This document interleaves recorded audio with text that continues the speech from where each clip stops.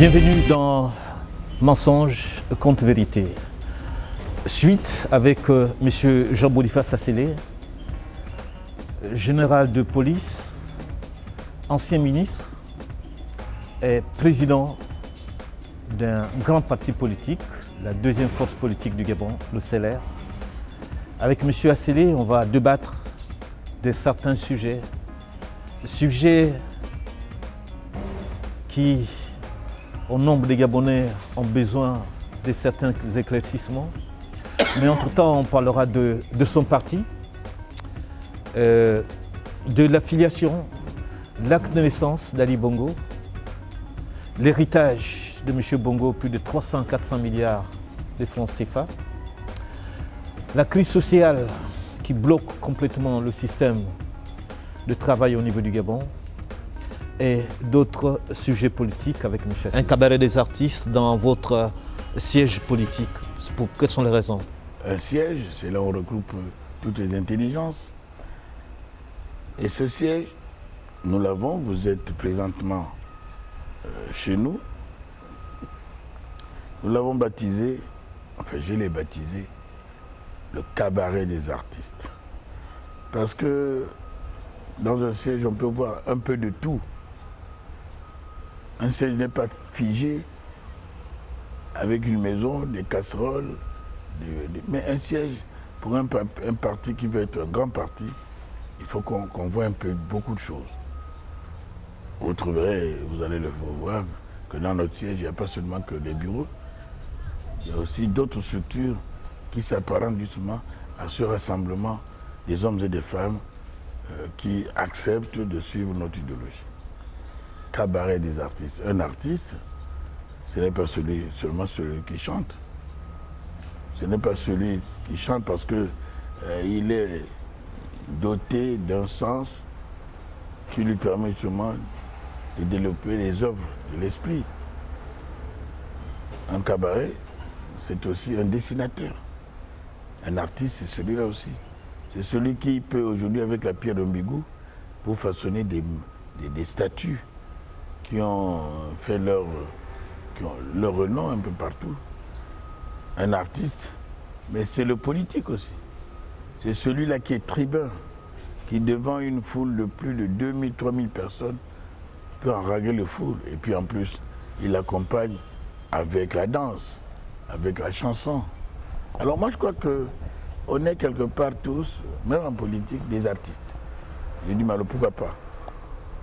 Pourquoi ne pas faire un cabaret des artistes où on voit un petit peu de tout? Parce qu'en fait, nous sommes des centristes. Et nous pensons que le pays devrait être dirigé au centre. Voilà l'idée qui a prévalu et qui m'a donné l'occasion de proposer à mes compagnons, à mes camarades, cette appellation qui aujourd'hui a fait jour. Quand vous allez à Libreville, le siège du CLR, c'est le cabaret des artistes. Et quand vous arrivez, vous voyez beaucoup de choses. Des restaurants, des cafétérias, des motels, des centres de conférences et de mariage. Bientôt, des infirmeries. Parce que le CLR voudrait être tout cela. Il faut regrouper tout cela. Et on va rentrer dans notre entretien au fur et à mesure sur des questions très importantes. Monsieur Asselé, vous avez créé un parti politique, le CLR, comme vous le dites vous-même si bien. Comment il fonctionne votre parti? Comme tous les partis, il y a une organisation. Il y a un collège politique. Il y a un directoire qui ressemble un peu beaucoup de cadres. Il y a des délégations à tous les niveaux, surtout d'étendue du territoire. Il y a un secrétariat exécutif. Et voilà. Ben maintenant, il faut de la place. C'est ça qui est embêtant, il faut de la place. Moi, je dis que notre parti, il fonctionne pas mal du tout.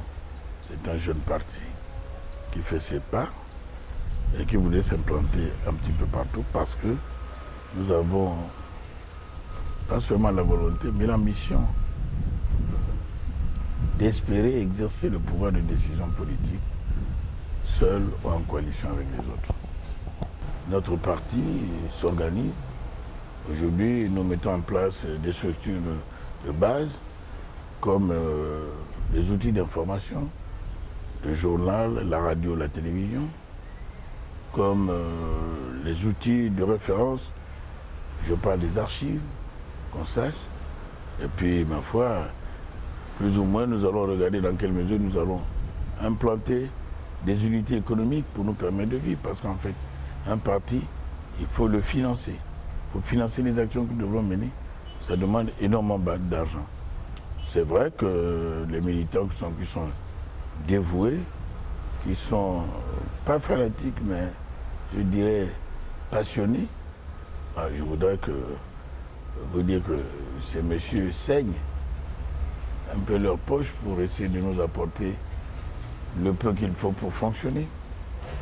Donc le parti vit dans cet esprit-là et continue avec les jeunes que nous formons, qui ont grandi. Parce que Delphin, ce que les gens ne comprennent pas, pourquoi nous résistons, parce que tous les jeunes cadres là qui sont devenus grands, Marie Dondo, Tapoy Alexandre, Taye Patricia, Elon Zondo, Soumou Gaya, Nouri Martin, Mindou, que j'appelle affectueusement Asme. Je suis allé les chercher chez leurs parents. Je n'en ai cité que quelques-uns. J'ai eu l'onction de gérer leurs enfants. C'est pourquoi ils restent avec nous. Et ils apprennent. Et je suis heureux de constater qu'ils ont grandi, beaucoup ont grandi, et commencent à faire de la véritable politique. Et je suis en quelque sorte leur oncle, leur papa. On vous comprend très bien, vous prenez les enfants depuis la base, avec leurs parents. Est-ce que vous avez des cadres réels? Est-ce qu'il y a de la compétence aussi à l'intérieur? Cadre réel, compétence, voilà un mot qu'on emploie un petit peu bizarrement. La compétence. Je parlais aussi du peuple. Le peuple. On emploie ces mots sans savoir leur signification. Un célériste compétent pour moi, c'est celui qui est instruit, qui a certainement des diplômes. Encore que là aussi, j'ai toujours dit que le diplôme est une présomption d'intelligence. Le diplôme vous sert certainement à comprendre mieux les choses, à les appréhender plus vite que d'autres, parce que finalement, on était à l'école. Mais la compétence demande aussi la sagesse, l'expérience, le fait de savoir partager comme Ali, le président Ali l'a dit, de savoir respecter l'autre, de reconnaître sa valeur, son existence. La compétence donc peut rassembler un certain nombre de facteurs, un certain nombre de valeurs. Aujourd'hui on dit je suis compétent parce que j'ai eu le CP2, le certificat d'études primaires, le BE, le baccalauréat, le doctorat même. Ben non. Il faut une certaine expérience. Il faut avoir montré un vécu. On dit qu'on est compétent. Donc ici, il se forme dans ce sens-là. On sait encaisser, reconnaître l'existence de l'autre, mais on n'est pas loin d'être un véritable compétent. Vous avez porté plainte contre M. Bengounsi. L'Union nationale vient d'être réhabilitée. Il y a une certaine cohésion ou une souplesse des choses dans le pays. Est-ce que vous pensez que vous ne pouvez pas retirer votre plainte dans ce sens? M. Bengon, je lui ai porté plainte parce que je ne sais pas. Il faudrait bien qu'il me justifie ce qu'il a dit, à savoir que Patience d'Abonné, Kama Joséphine de son nom, Madame Bongo Ndimba, n'a jamais fait d'enfant. Ça, c'est la première chose. La deuxième chose, c'est que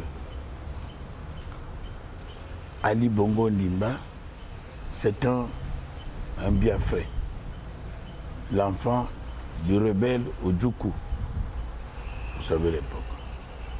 Ben, il ne prouve rien du tout. Bon, mais maintenant, il faut qu'il le prouve. Parce que moi, je suis l'oncle d'Ali Bongo Ondimba, parce que je vous ai dit que je suis le grand frère de Patience. Et j'ai vu Alain Bernard Bongo, de son nom d'enfance, naître à l'hôpital général de Brazzaville. Est-ce que vous pouvez nous donner une histoire réelle de la naissance d'Ali Bongo? À quel moment, à quel endroit? Et c'était dans quel environnement et dans quelles circonstances? On nous a pris, Madame Goulakia, Monsieur Assilé que je suis, Patience Dabani,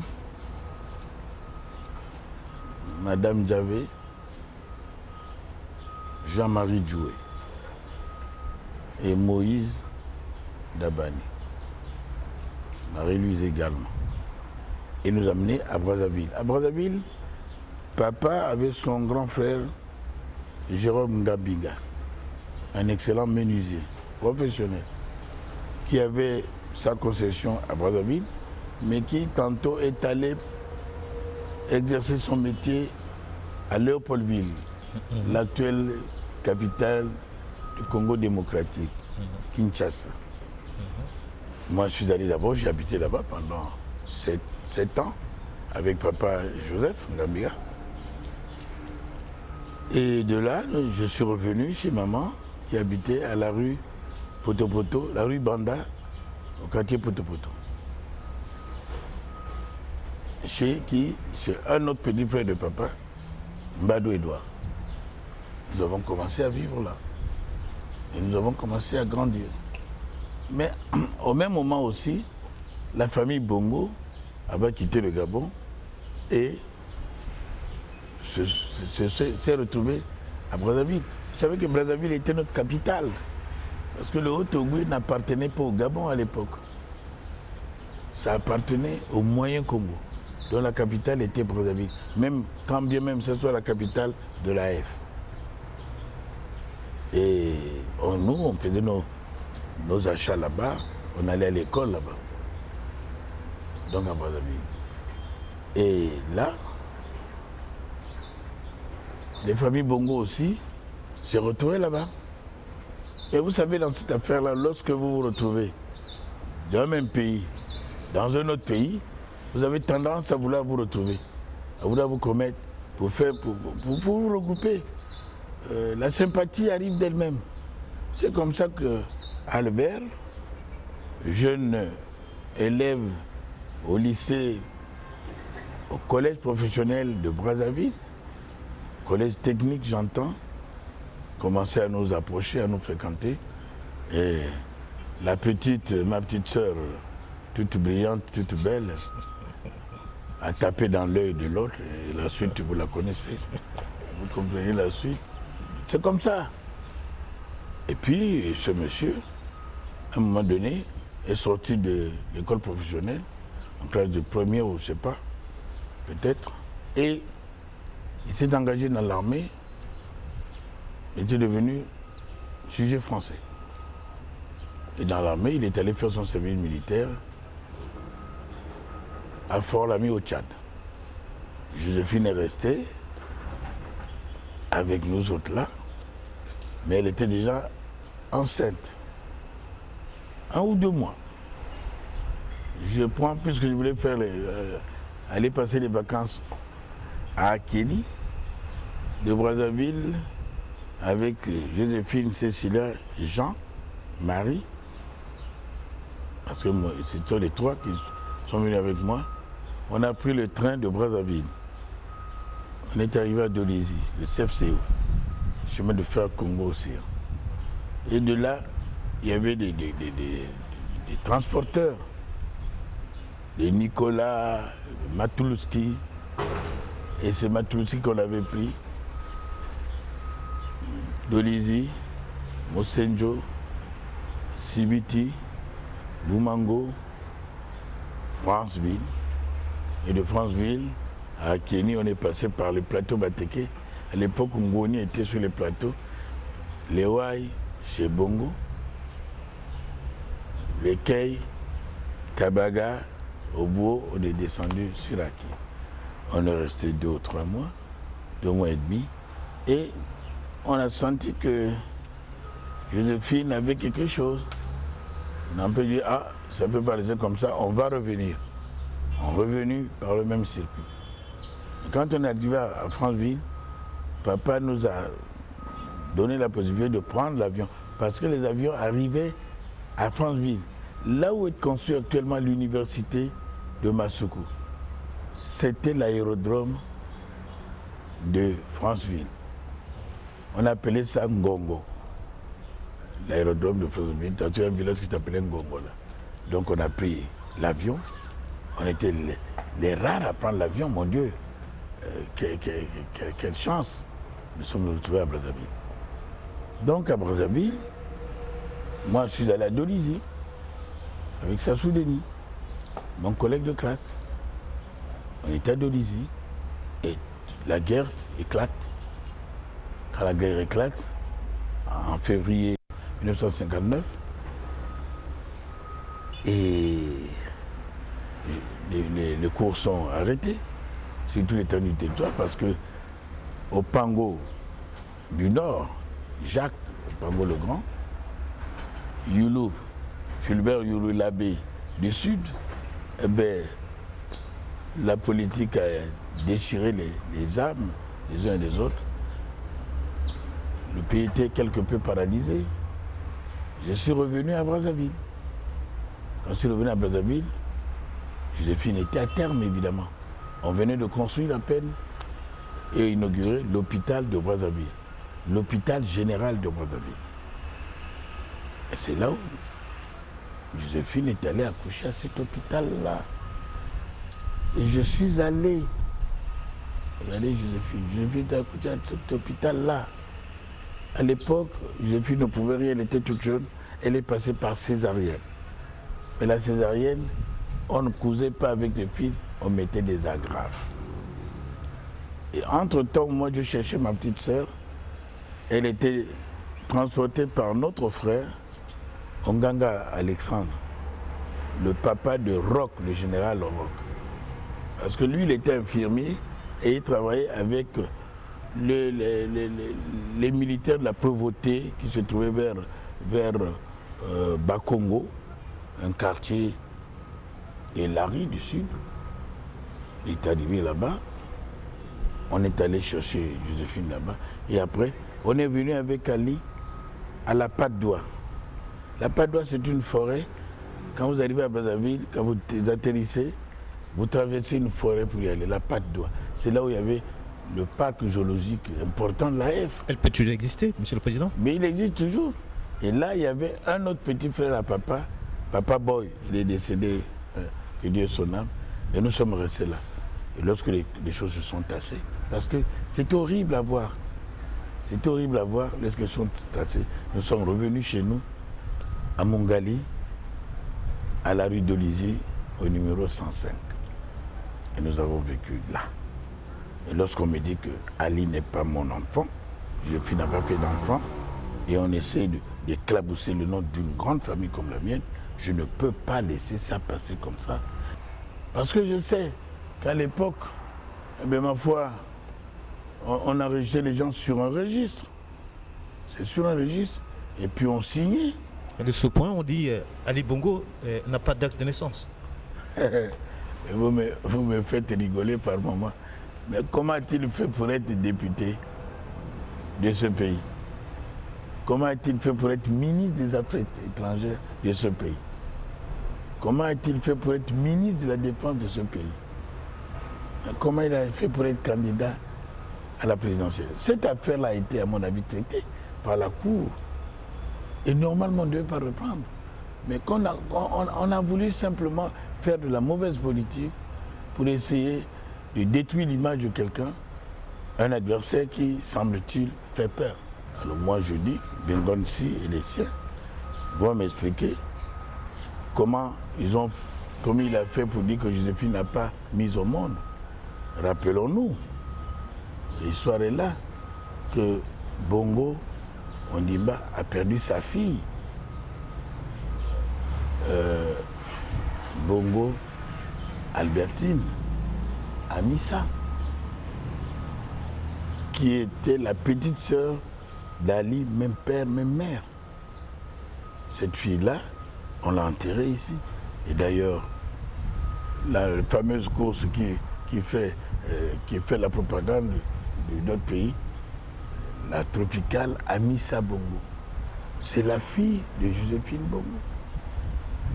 Là aussi, on va dire qu'elle était bien fraise. On va aller à l'hôpital, on ne trouvera pas. Donc, Joséphine a mis au monde. Et Bengonti a menti. Hier, c'était Alain Bongo. Aujourd'hui, Ali Bongo. Comment ça s'est passé? Mais chacun fait comme il entend. Moi, j'ai mes enfants. Mes enfants, je leur ai donné le nom d'Asselé. Et puis, brutalement, un jour, je me suis dit, mais pourquoi Asselé? Mon nom, c'est pourquoi je ne prends pas le nom de papa, pour incarner un petit peu cette figure emblématique qui reste vivace dans mon esprit. Mais je me suis dit, bon, je vais aussi ajouter à mon nom Dabani. Mais je n'ai pas dit à tous mes enfants d'aider Dabani. Bongo Ondimba, chef d'État, chef du clan, chef de la famille, avec l'aide de sa dictature familiale, a dit bon, tous mes enfants vont prendre le petit nom de papa Ondimba. Donc il suffit d'aller au tribunal, faire la transcription, puis on devient Ondimba. Ali Bongo, quand il a mis au monde son enfant là, il l'adorait. Il l'adorait énormément. Et comme lui-même il s'appelait Albert Bernard Bongo, ABB, parce qu'il était avec les jeunes cadres, ses collègues, il a voulu que son enfant aussi s'appelle ABB. Il a dit Alain Bernard Bongo. Voilà exactement ce qu'il a donné comme nom à son fils.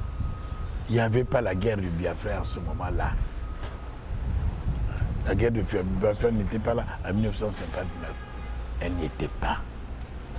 Bref.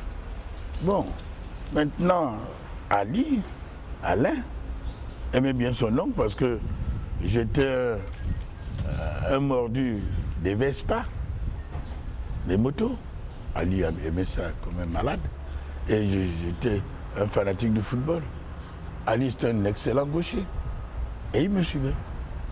Et son père, à un moment, a commencé à s'inquiéter parce que Ali avait tendance à s'accrocher à son oncle, donc à son côté maternel.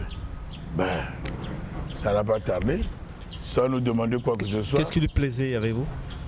Ali? Ouais. Le football, les motos. Ça, il aimait ça. Et puis, la musique. Parce que dans la famille, nous sommes tous des musiciens. Et là, Omar a trouvé que cet enfant-là, s'il suivait son oncle, il n'aura pas la même mise sur son fils. C'était son droit le plus absolu. À la seule différence que M. Omar Bongo investit les pouvoirs de chef d'État, a décidé unilatéralement de prendre l'enfant et de l'envoyer en France, à l'Est plus précisément, chez la famille Raouri. Le fils de Raouri qui lui ressemble pourrait témoigner. Même Yégen Dongla le sait. Il pouvait témoigner également. Il y a des choses que l'on ne dit pas. Mais quand M. Bengonti vient dire que ce n'est pas un Gabonais, ben, mais il faut qu'il le prouve. Hein. Plus de 400 milliards à 300 milliards, c'est de 400 à 300 milliards, c'est l'héritage de M. Omar Bongo. Il y a 53 héritiers, mais sérieusement, ça se tire à bourrer rouge. Ce qui m'a le plus chagriné, c'est d'apprendre qu'il y en a de ces enfants-là qui ont porté plainte en France. Mais enfin, arrêtons d'amuser la galerie. Le Gabon n'est pas indépendant. Le Gabon n'a pas d'avocat valable. Des juridictions capables de gérer cette affaire-là. Je croyais qu'on était déjà indépendant. paraît-il depuis 1960. Encore que là aussi je suis sceptique. Alors on se permet d'aller porter des plaintes pour une affaire, en tout cas, des Gabonais et des Gabonaises. Et puis, Delphin, mon cher frère, les notions de droit ne s'appliquent plus dans ce pays. Il n'y a pas des enfants naturels, des enfants adultérins et des enfants légitimes. Il n'y en a plus. Mais revoyez votre droit. Hein. Il y a un débat sur ça. Voilà des choses qu'il faut débattre dans vos assemblées nationales, vos sénats et autres juridictions de cette espèce. Parce que il y a quand même l'enfant légitime. Il y a quand même l'enfant naturel. Il y a quand même l'enfant adultérin. Même si quelque part, on leur donne des droits. Mais est-ce que c'est sûr que ces droits sont les mêmes à tous les échelons? Je dis non. Moi, ce que je reconnais, c'est que Ali est un enfant légitime. Parce qu'il est né dans le mariage, sa mère avait épousé son père. Donc pour moi, c'est un enfant légitime. Mais les autres, je ne sais pas. Je parle de ça parce que ça me concerne. Quelqu'un qui va. Et puis très souvent, certains de ces enfants-là ne sont même pas les enfants d'Omar, il paraît. Je dis il paraît. Hein. Je dis pas, moi, je prends tous mes enfants. Je les accepte. Mais il ne faut pas que les enfants abusent. Le Gabon est bloqué. Une crise sociale qui ne dit pas son nom. La dynamique unitaire a tout verrouillé. Vous êtes un leader politique, un acteur de développement. Votre avis? Un pays bloqué, socialement, économiquement, vous trouvez un investisseur qui va venir mettre son argent là, au risque de le perdre? Non, ce sont quelques individus qui souhaitent le blocage du pays et qui se permettent de se battre avec des arguments qui ne tiennent pas compte. C'est de l'argent. Moi, aujourd'hui, je peux dire X, Y et Z, il est là. Vous êtes là sur mon argent. Si vous marchez sur Michel Marine, vous marchez sur mon argent. Vous allez au stade de Sibank, vous marchez sur mon argent. Mais si les autres avaient fait la même chose, devenir des grands hommes d'affaires, peut-être qu'on n'aurait pas de problème. Mais aujourd'hui, ils financent des activités politiques par-ci par-là. Ils ont eu cet argent où par rapport aux autres?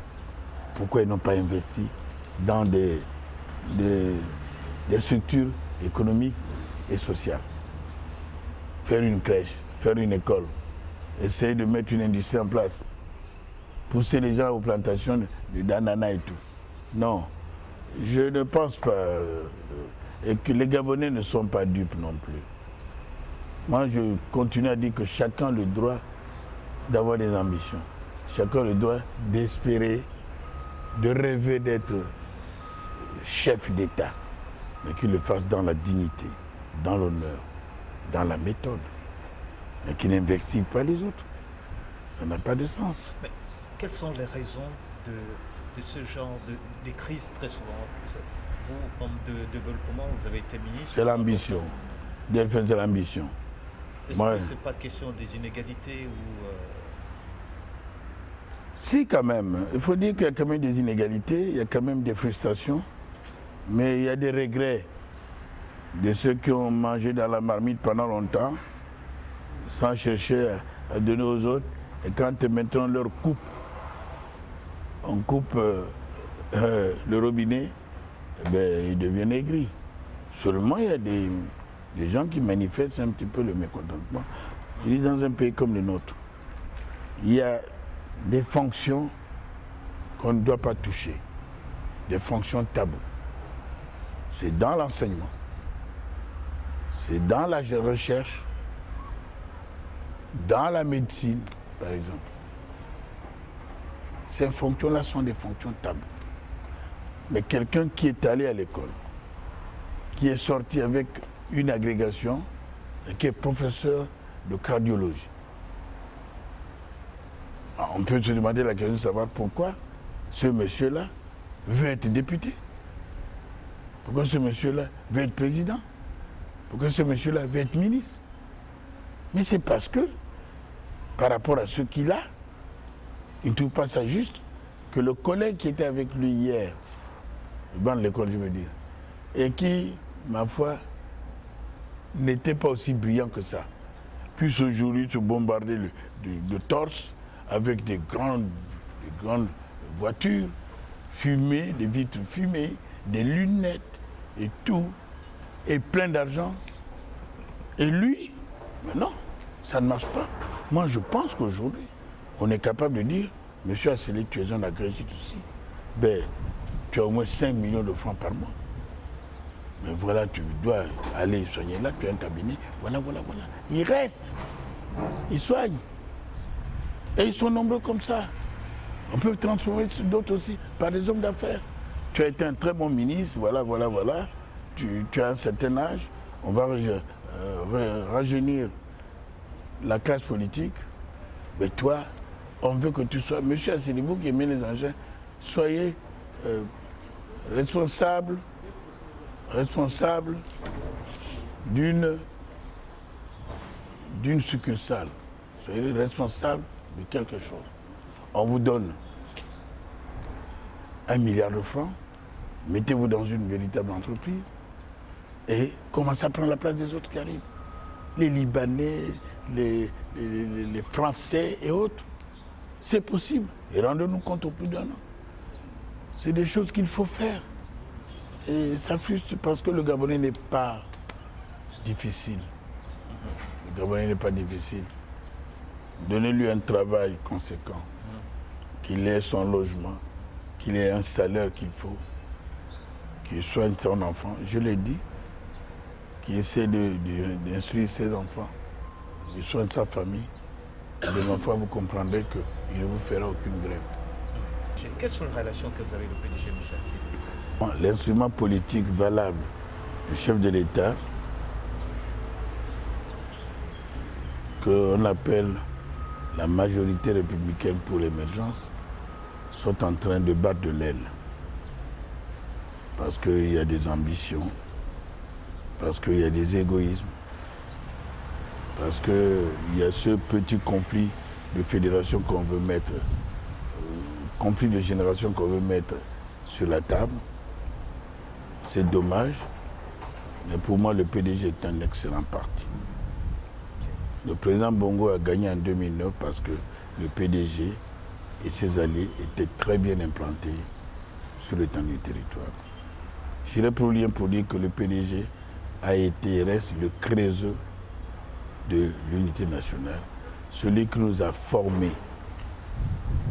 Ça a été le moule qui nous a fabriqués pour faire la politique.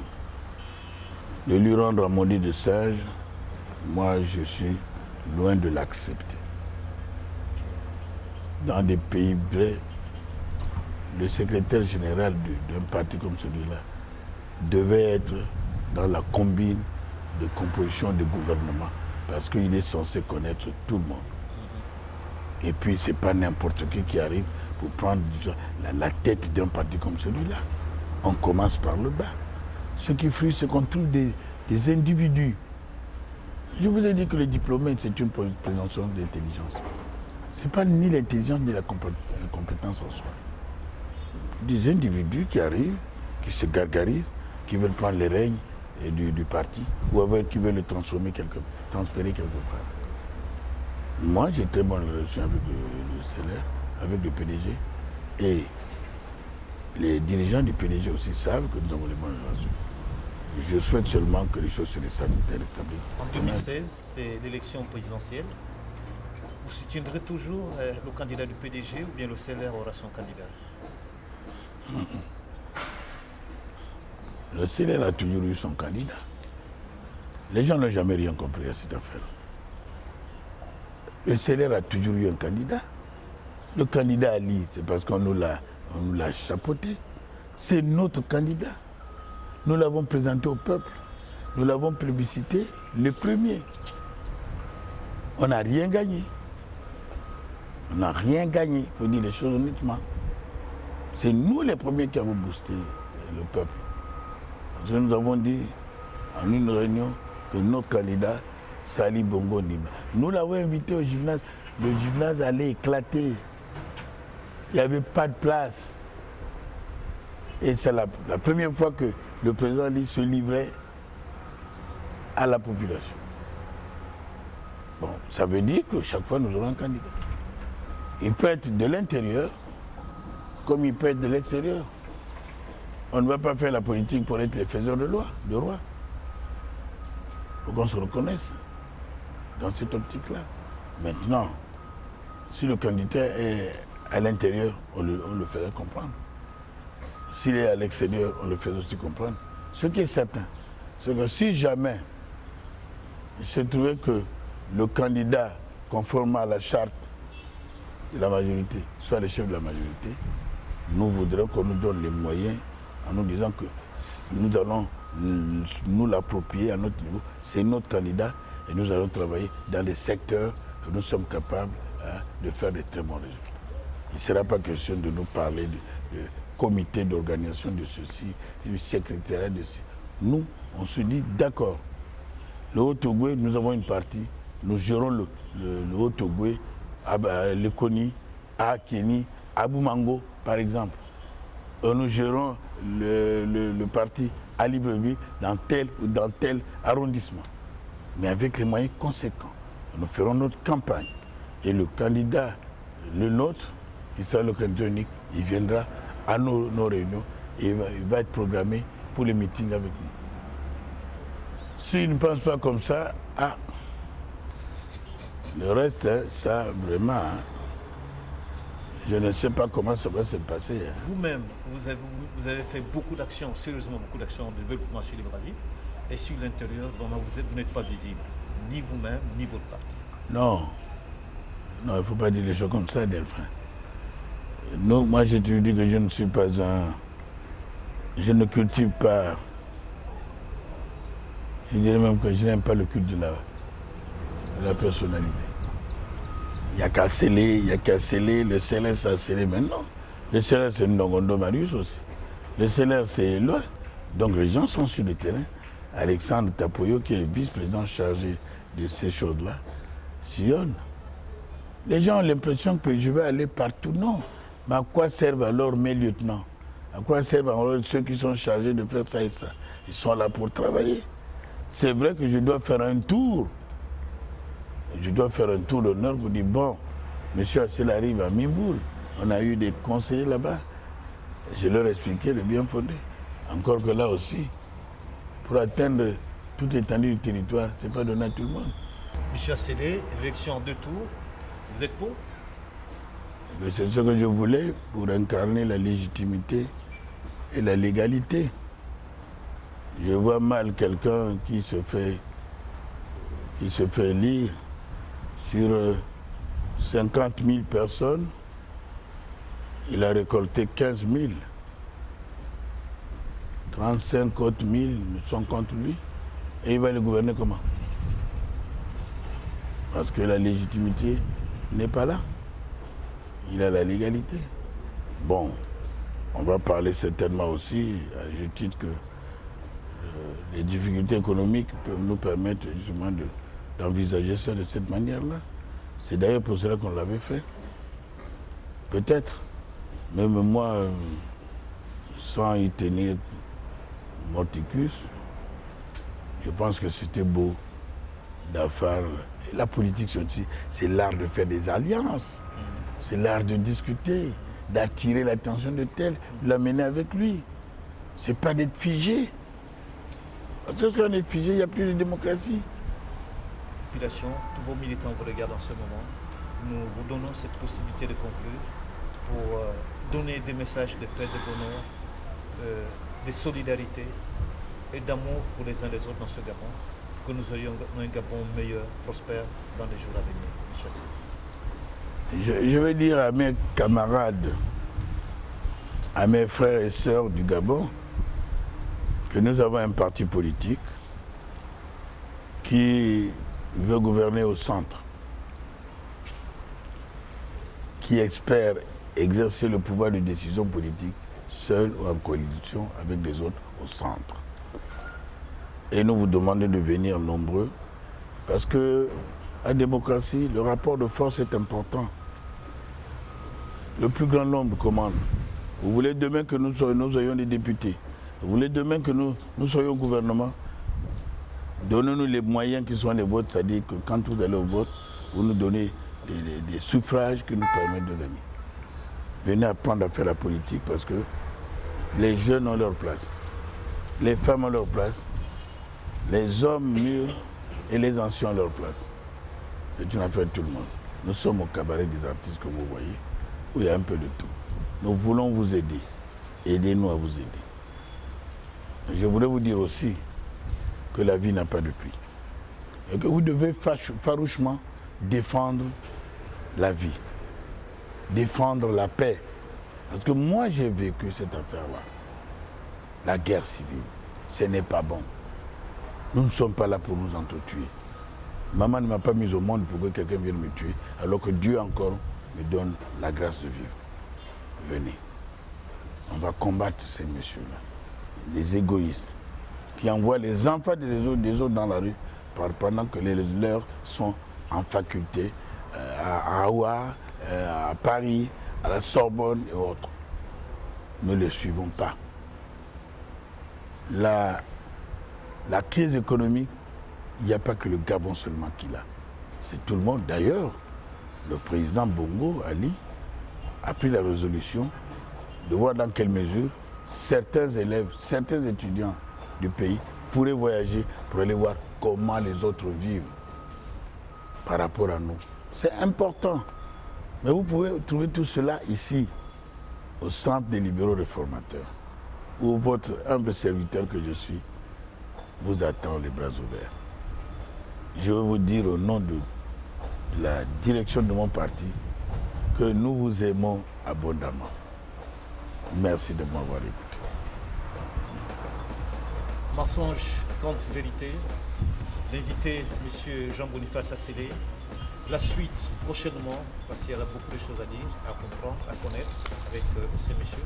Un grand leader de parti politique, général, ancien ministre, donc il connaît vraiment les ficelles de ce pays, connaît beaucoup d'histoire dans ce pays. Et c'est pour cela que nous avons choisi pour ces numéros de vous entretenir, de nous entretenir et nous donner des vérités par rapport à la vie politique, économique et sociale de notre pays. Monsieur Asselé, nous l'avons reçu.